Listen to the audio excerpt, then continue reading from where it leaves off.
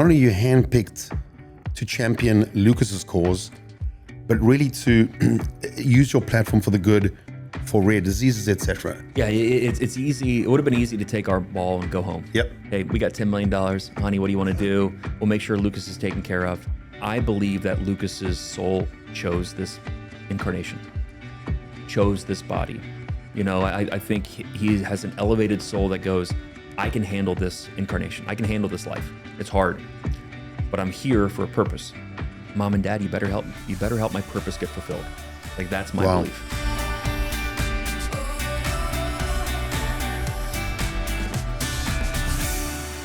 Welcome to the Antony Gordon Show, powered by Lighthouse Edutainment. So social media and technology have a real duality. You guys have heard me talk many times on the show about the darker side, the anxiety, the addiction, the way algorithms can pull people into endless scrolling and comparisons. But the very same platforms can also be used to educate, to raise awareness, to help people, and sometimes even to save lives. Today's episode is a reminder that there are remarkable people who choose to use newfound fame not for attention, but for purpose, leveraging their platform to shine a light on causes that truly matter and to make the world a better place. So folks that are regulars know about our brain stretch, a little exercise that we do to make sure that the muscle that social media is trying to cause us to atrophy,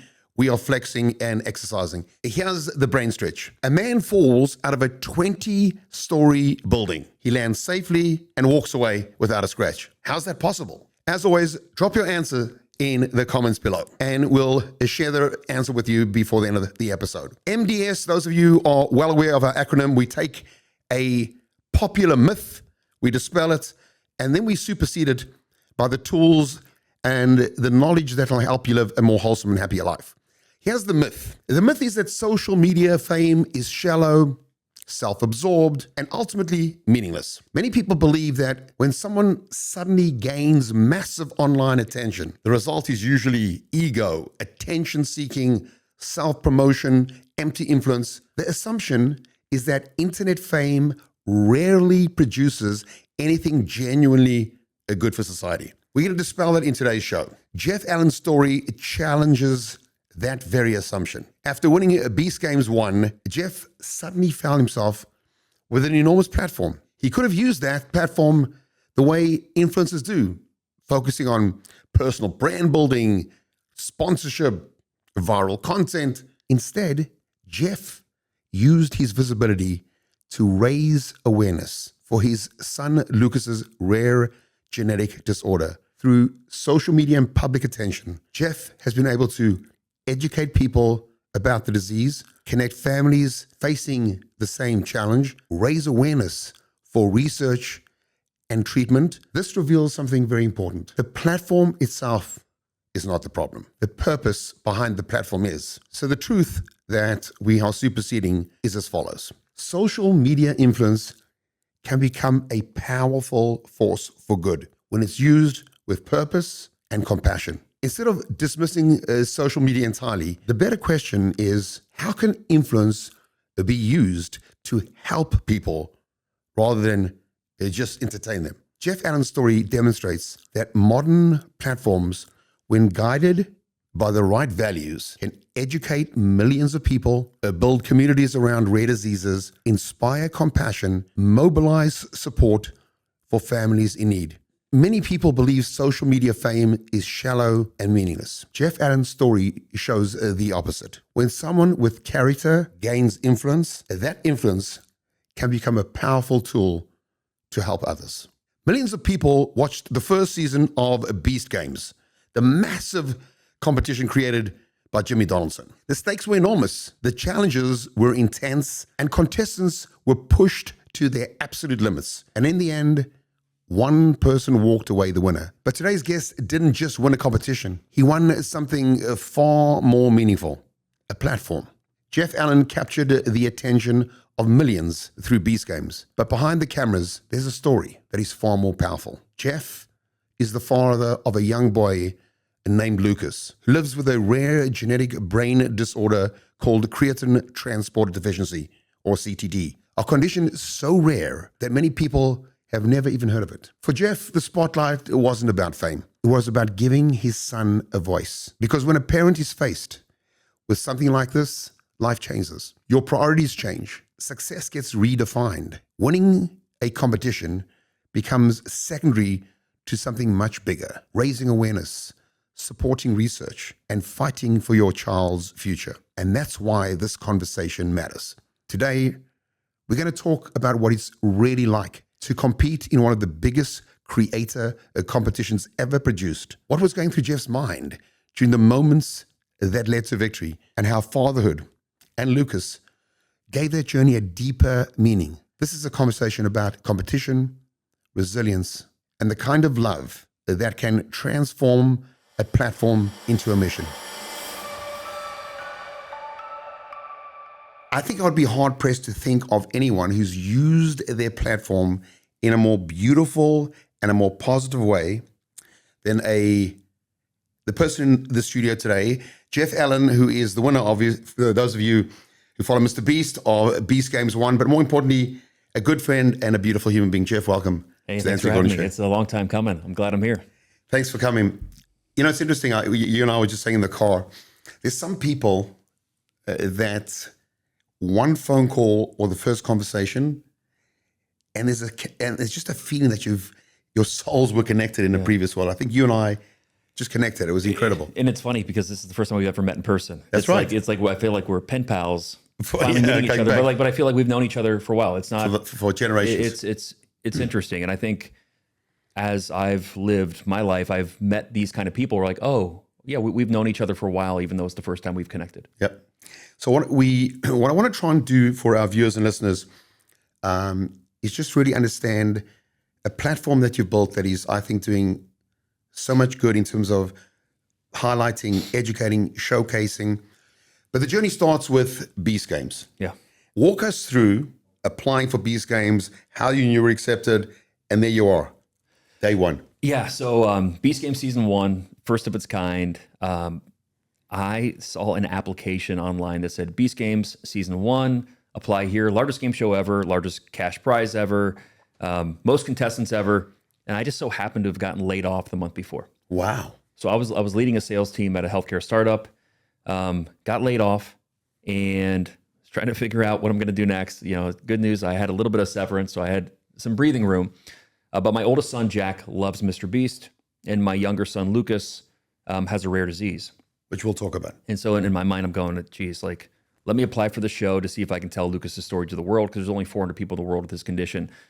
And I'm like, if I can get on Mr. Beast, I can, you know, it's who else has a bigger platform than him? This would have been a catalyst to educate and tell the world and help your son. Exactly. Yeah. I mean, that was my primary driver. And again, like for me, it all starts with desire. You know, like what is my desire? My desire is to get on this platform to try to tell Lucas's story. Only 400 people in the world have his condition diagnosed. So that was my primary driver. Secondary, I got to be a cool dad to Jack, who loves Mr. Beast. I'm like, hey, like if I can go meet Mr. Beast and tell my son I met Mr. Beast, he's going to think I'm a hero. So there you are. You apply. Walk us through knowing that you were accepted and then showing up day one. Yeah, and if you see my application video, it is like so vanilla, so boring. And like knowing Mr. Beast now, I'm like, there's no way I'm going to get on. I literally applied for on the last day applications were accepted. I think it was May 31st. And I'm like, I need to go do it. Lucas was in my office with me. He climbs on my lap while I'm doing it. Kind of, it's you know, in retrospect, it was perfect. And obviously, you know Jimmy. Like, I know Jimmy very well. No crazy spectacle, no special effects. No. But it was just me. It was me and Lucas. And I didn't hear anything back for, I think it was a week or two. And, you know, fast forward a few weeks, like, hey, they said we want one more video. And then I get an email. It says, hey, congratulations, you're in Beast Games. Wow. And it starts in a couple weeks. And I was like, oh my gosh, like this is really happening. Like, what am I doing? That's like, insane. You know, and I remember talking to my wife. My wife's like, you and I are handling our midlife crises a little bit differently. She's like, you're going on a game show and I'm trying to survive. It's not like you show up for a few hours. It's goodbye, honey, for a few weeks. But we didn't know because this was the first of its kind. So when we show up in Vegas, I thought Beast Games had already started on Prime. No, this was episode 0 on YouTube. And so we had to battle through to get from 2,000 to 1,000 people. And then I go home. Like I thought I was going to be gone for weeks. So I get home and I go to pick up my son at camp, and he walked into the car, like looking dejected. He goes, "Dad, you got eliminated, didn't you?" I'm like, no, I didn't get eliminated. I made it to the official show. Just even that first process was a whirlwind to kind of go, what am I doing? Why am I doing it? And I'm just so glad I pushed through. Talk to me a bit about the life lessons from navigating through the biggest game show on the planet. Yeah, I think like you hear people say it all the time is you can just do things. Meaning like you have to be willing to go for it to ever get on the other end of it. Like the fact that I'm sitting here talking about being season 1 champion, winner of $10 million, can tell the world about my son's condition. I wouldn't be doing this if I didn't go, let me fill out the application. Let me record that first video. Like you just have to do it. But was it so much of a focus, Jeff, that you actually arrived there with a strategy, with a sense of it's almost a mental training? This is serious stuff, man. Oh, like when you get to Beast Games. Yeah. So I mean, I didn't know what to expect. I get into my hotel in Vegas, and it's like I'm a rule follower. It was like, hey, you stay in your room. We'll come get you to get food. I am trying to memorize what my room looks like, where the paintings are. I memorized the serial numbers on the lamps. Like I was I thought the game had already started. I had no clue. Again, that's hysterical. So but once you get into the games, you quickly realize like it's very social. Like you need to make friends, you need to communicate well. And obviously in retrospect, it's like that was the number one thing I had to do was you have to connect with people genuinely. You have to lean on people. They're gonna have to lean on you. So I was just trying to go far enough to where once a camera's in my face, right, I can talk to the world about Lucas. So like that was my prime driver. Okay. And then that shifted as I got further in the games. But like my big thing was like, can I tell the world about Lucas? At some point, Jeff, I got to believe that as you progressed, to the next episode, there's got to be a point where you say, 1 second, I can win this thing. Yeah. It was in season 1, it was episode 7. Tell me what happened at the point where you said, yeah, I could be the guy. So what's beautiful is I'll rewind. We're in the top 50. We're in Panama. And I'm underneath the stars with my friend Jeremy, who helps with a ton of my videos on my ruck. Yeah. Become a dear friend. And he's like, hey, I saw your Instagram. I see what you're trying to do with your son. I want to help you tell your son's story. That's beautiful. Yeah. And this is before I won. After that, we go through a challenge. We get down to the top 21. And that's when I look around and kind of go, I have a lot of social capital with these people. I know these people well. I can win this thing. I have a 5% chance of winning. Like, it's got to feel like a mixed emotion. On the one hand, you want to integrate great group of people, some of them become friends. But at the end of the day, these are your competitors. You got to knock them off. There's got to be a way that you got to flex and get around these people. I didn't think about that until the final film. When there was top 6.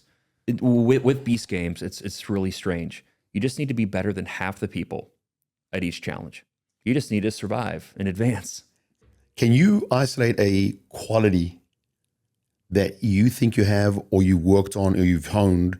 What quality was it that you think really pushed you through? Yeah, I would say there's probably 2. Like one is communicating. Like with my son who has rare disease special needs, I need to understand him at a level that other people can't. What is he trying to tell me? What word is that? How is he feeling? So really kind of try to be attentive. So being an active listener was one of the traits. The other one is like patience, not getting emotionally worked up. So like trying to be as level-headed as possible. Like it's like, Rudyard Kipling. Yep. When everything about you is losing their mind and blaming it all on you, like, can you keep that level head? So keeping a level head and genuinely being an active listener are the 2 things that help me a ton. And you're in a pressure cooker as things get more advanced. I've got to believe there's real tension.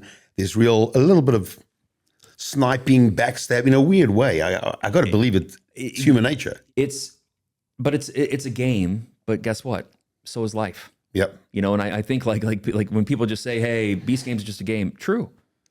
But so is life. Life is a game. So for those folks who are not that familiar with Beast Games, what's the competition, or what's in practical terms do you need to do to win the gold? So it started with 6.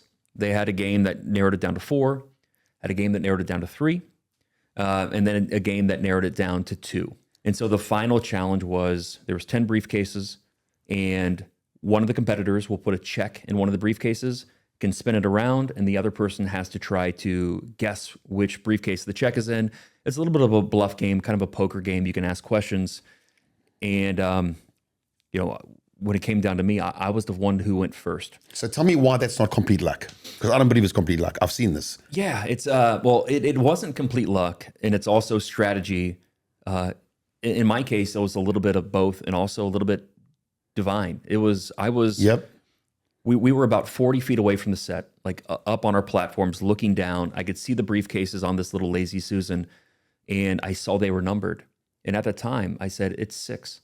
Like, so in my mind, I already knew it was the number 6. You saw 6 in your mind's eye. Yeah, and and before I was in bunk number 6. I was given key number 6. I was saying a prayer that had 6 words in it. So when I went down, I'm going to start with 6. I'm going to ask some questions, and if she tells me it's not in 6 or I feel something different, if she dissuades me, I'll move. But she didn't. And the other competitor, like, was someone who I was right next to in the first challenge. I was number 831. She was number 830. I knew her really well. And from what I understand, became a real close. She was exactly who I wanted to go against at the end. A fierce competitor, a great person, a great mom. Yeah, she's just someone who had the respect of everybody in the games. Beautiful human being, I understand. Again, I chose 6 from the get. I asked some questions to see if I could move, and I'm like, no, it's 6. Nothing moved me. And I opened up, and I didn't even look at the briefcase. I saw the light shine on my face because we knew a light would shine if we got it. And I was just overwhelmed. I mean. You started bawling. Oh, and I did this like little dance move. I felt like I was channeling my inner Elvis. And then I jumped and ran up on the pyramid. I saw that. It's great. And I didn't realize my wife and my oldest son were still in town because they were there for the family visit in episode 8. I thought they went home.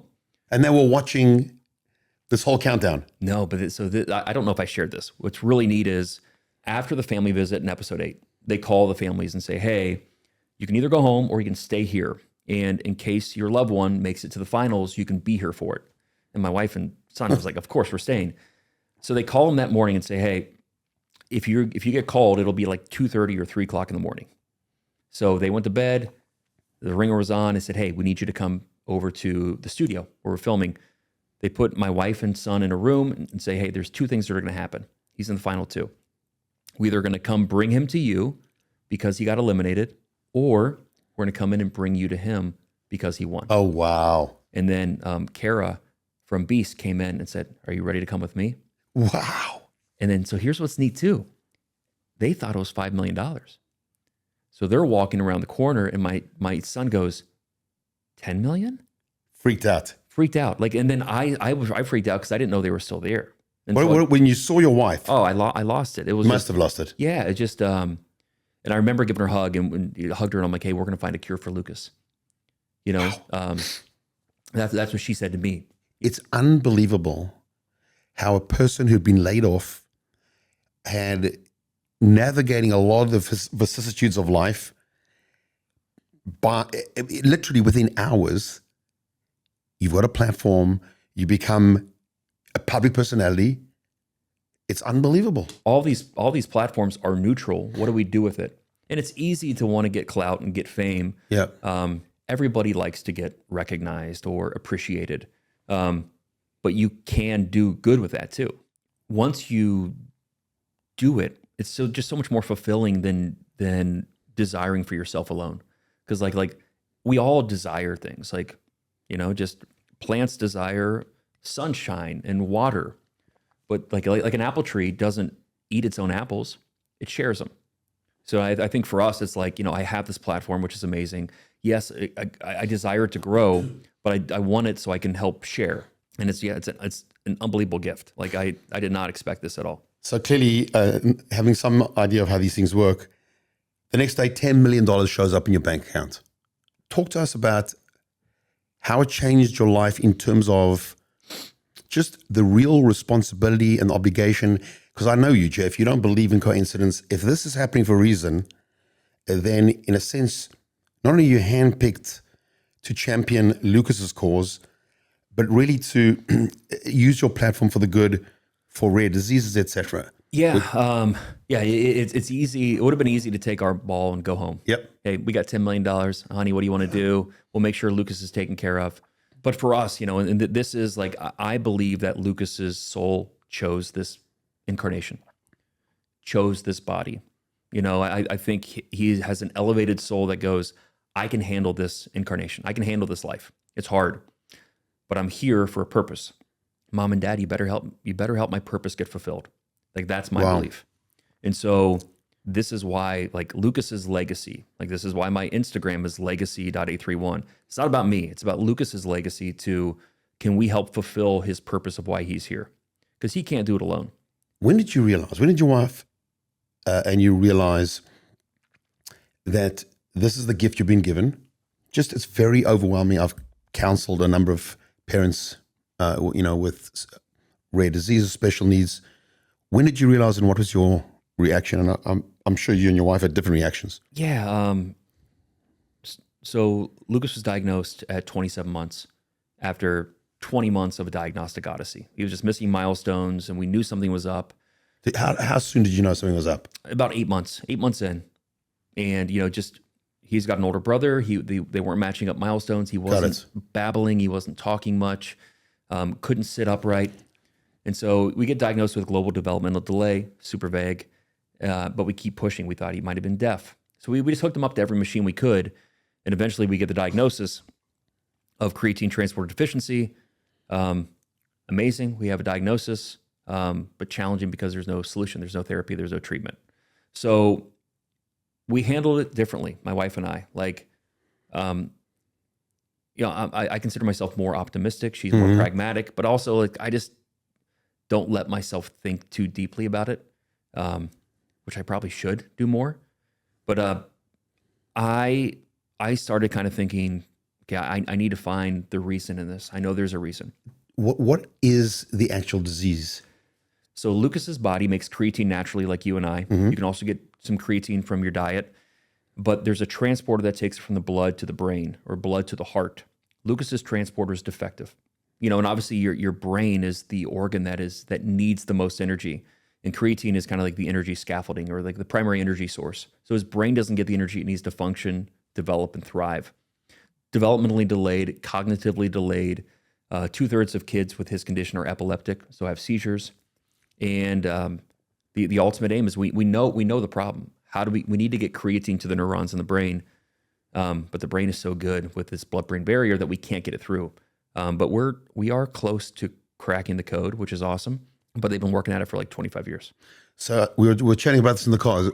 Roughly 400 people in the entire world with this disease. Diagnosed. So, yeah, you're right. It took us 20 months to diagnose it. We called in every favor we had, and we believe based on studies that this is underdiagnosed by 100-fold.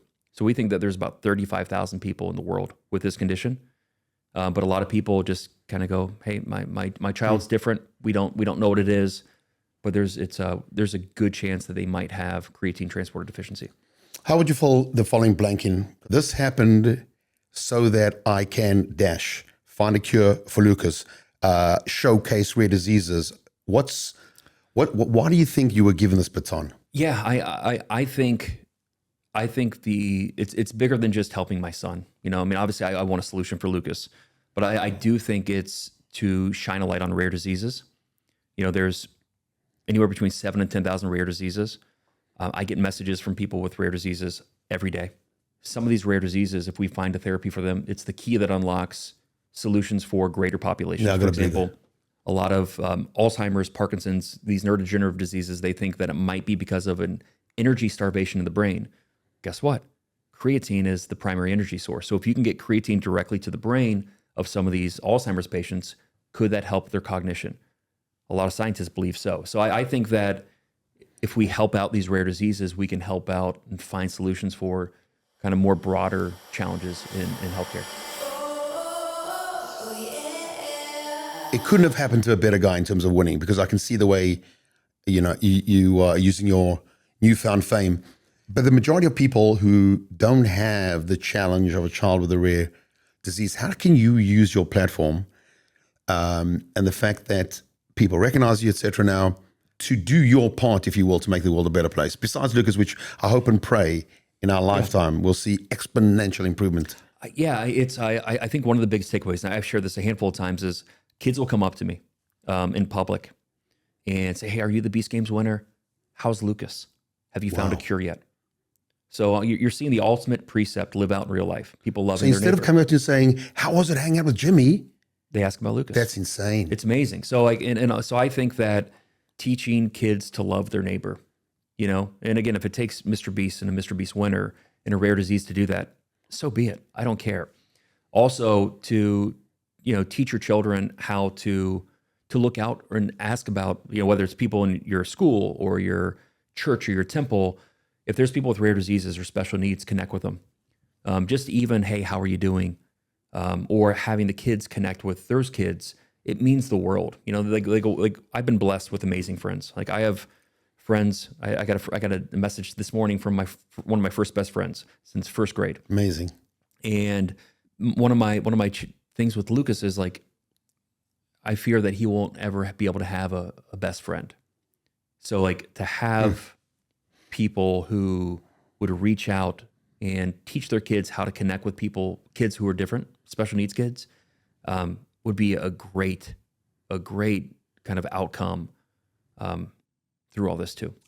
I'm interested in your thoughts on huge influencers who've got tens of millions of followers. Yeah. Just how to use their notoriety not to sell merch and not to flex about products, but really to try and move the dial in terms of being benevolent, being altruistic, understanding that fame, fortune is not going to be the ticket to happiness. Yeah, I mean, I look at it a different way. Like, I think you can have both. So, like, I think you can have a big platform with tens of millions of people. You can have the car of your dreams and also do good. Like, I don't think it has to be one or the other. For me, when I look at why I won Beast Games or why I'm doing anything, it goes back to the root. It goes back to my desire. Like, so if your desire is to just do stuff for yourself, I would start asking other questions. At the end of the day, I think people recognize self-aggrandizement, which is repugnant, versus someone who really cares. And those are the people rally behind. And I think what's so hard with this is that to go out right now and let's say you don't have money or you don't have followers and to try to be benevolent, it's going to be hard. But if you keep after it, like you'll realize, oh, this is where the true fulfillment is. True fulfillment's in the giving and sharing versus the kind of the receiving for yourself alone. If I could put you on the spot, Jeff, what could be a call to action to galvanize tens of millions of people to start thinking about others, being benevolent and being altruistic in a world where sadly kids grow up thinking it's a dog eat dog, world? Yeah, I think it's simple, but it's deep. Is that like your life is not about you. Like for me personally, once I shifted from I'm trying to find a cure for my son to I need to help kids like Lucas, it shifted things for me, and I just gave myself my life a little bit more purpose. So realizing that like yes, you can have what you want, but the true fulfillment is I believe in sharing. And it doesn't mean you need to give everything away. It doesn't mean you need to be available to everybody. But it means that like I think that finding opportunities to share about things that are important to you is where life kind of opens up and you kind of go, oh my gosh, I could go through the biggest challenges, but I still feel fulfilled. Did you see that on a microcosm level? Did you see that in Beast Games where a competitor came up and just said, hey, Jeff, are you okay? The people who go farthest, and you see it in season 2 as well, are the people who have genuine relationships, who can count on others and others can count on them. I think that's a formula for overall success in life. I think we also touched on this when we were chatting before. There's a concept in the Torah that says, as a general rule, a parent will always love a child more than the child loves the parent. Why? Because love is not an emotion. It's a byproduct of giving, which flies in the face of the pop culture idea of love at first sight. Yeah. And I think that one of the overall things that we're trying to achieve on this show and our whole platform is this is unquestionably the most unhappy and most anxious generation ever. And one of the antidotes is the more you give and the more you tune to other people and the better you become a better listener, you'll feel better about yourself. Yeah. You won't want to be a hurt person who's hurting people. It's, I mean, I think you bring it up about love, like, the concept of lishma. Yeah. Love for love's sake, which is, in whether it's ancient Greek or ancient Aramaic, to truly love someone means you're willing their highest good. Right. Meaning it's not like I'm infatuated with you, I need to be with you. It's, I want what your soul's here to do. And so I think when you can love people like that, I think that's the ultimate gift. Because that's like when you talk about whether they say, love your enemies, love the people who want to destroy you. It doesn't mean you need to let them into your circle. It doesn't mean you need to, it just means you want to will their highest good. This generation, if you can love people, again, it doesn't mean you have to adore them. Right. Or worship them. It means I want that person's best. I think that is very freeing, because then instead of competing all the time, you're letting yourself kind of swim in this world a little differently when you truly want what's best for other people, which I think is the ultimate definition of love. Happiness is not going to come from collecting toys. Happiness is not going to come from collecting followers. Happiness is not going to come, from upstaging other people. It's really going to be from the things that we've touched on on our chat today, which is about other people. It's about if you can help another person actualize their potential, if you can make the world a better place by a word or an act. And if the world was wired that way, the levels of anxiety and the levels of the crisis that we're in would be mitigated substantially. 100%. And I'll add, if you can see the good in the challenges you're faced with, because every challenge you go through, you are shaping your vessel to be able to receive the next blessing. And so like for me is understanding that our life isn't meant to be easy. Some of the biggest blessings are through the challenges, and just understanding that challenges are going to come. So you might as well surrender to, I have to find the good in it every time. I was talking about this, beautifully said, Jeff. The notion that there's waves in the world and you have to duck under them, but it's calm, it's usually calm, is the antithesis of life. Life is not about the calm, it's about the waves. Yeah. And I think that's one of the most important messages that we're trying to impart, because the messages from pop culture that have been disseminated on all these social are so destructive. This spring, I'll be dry for 10 years, so I haven't had a drink of alcohol, and I didn't realize how good my life would be after that. And again, it's not like I had a crazy relationship with alcohol. I wasn't a good drinker. Right. And so for me, there's zero chance that I feel like I would have been prepared to be on Beast Games and be a winner and be thoughtful about others if I didn't learn the lessons of getting sober. And so it's sometimes you don't know why these challenges happen, these things that happen in your life, until you look back and go, oh, wow, I'm so glad I was not a good drinker, because it got me sober, which helped me prepare for where I am today to be a good dad to Lucas and Jack. And again, Lucas has taught me how to love in a way that I never thought was possible. And, it's going to teach his older brother his older brother is so wise because of this situation. So it's, these challenges are in essence gifts. It's like, is it a blessing or a curse? Well, it's up to you to decide. And so I think that's what's so neat about life is a series of events, a bunch of todays. They're going to have ups and downs. But if you can find the purpose or the reason in the bumps, life is so much more beautiful. If you project 25 years from now, what would be a successful sojourn that was started off with you winning Beast Games? God gave you the platform. You've got a megaphone now. What would you like to achieve 25 years from now, looking back? I'll be old by then.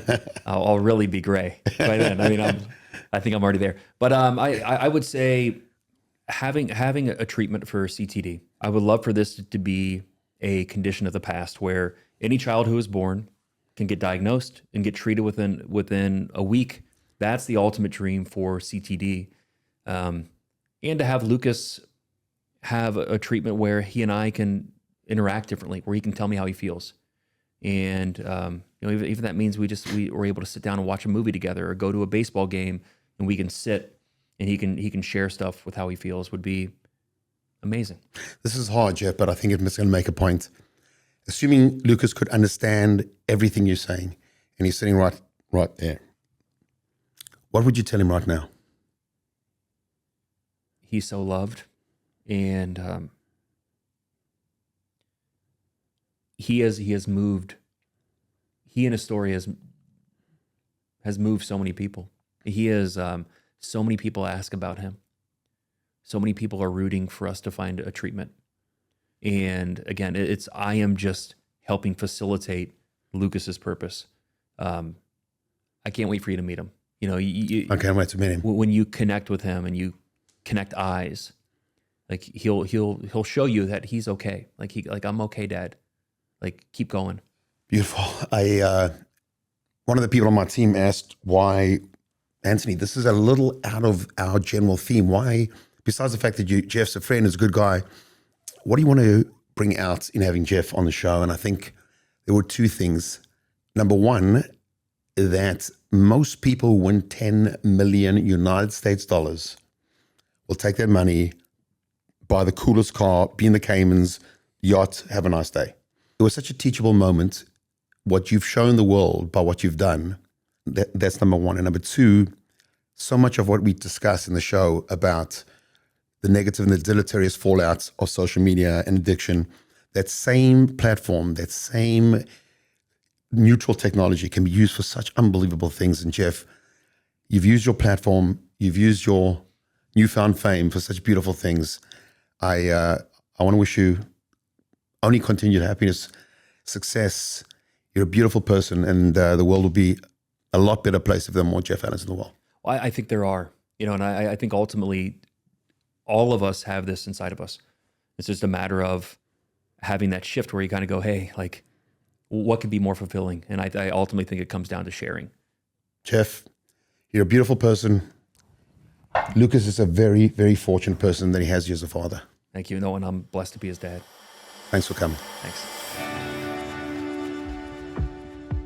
So let's look at the answer to our brain stretch on today's episode. The 20-story building, person fell out of the building, walked away unscathed. He fell out of the first floor window. So what does this work? Here's the way what the brain hears. 20-story building, and instantly we assume he fell from the top. But the riddle never said that. That's how the brain works. It doesn't just hear facts. It writes the ending. It fills gaps. It jumps ahead.